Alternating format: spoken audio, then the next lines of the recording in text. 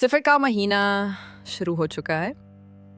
याद रखें, ये महीना नहूसत का नहीं बल्कि आजमाइशों का है। इस्लाम किसी महीने को मनहूस समझने की इजाज़त नहीं देता, लेकिन तारीख़ गवाह है कि इस महीने में कई सख्त वाक़यात पेश आए। इसीलिए हमें कुछ बातों का ख़ास ख्याल रखना चाहिए। पहली बात, सदका और खैरात में कमी न करें, ये बलाओं को टालता है।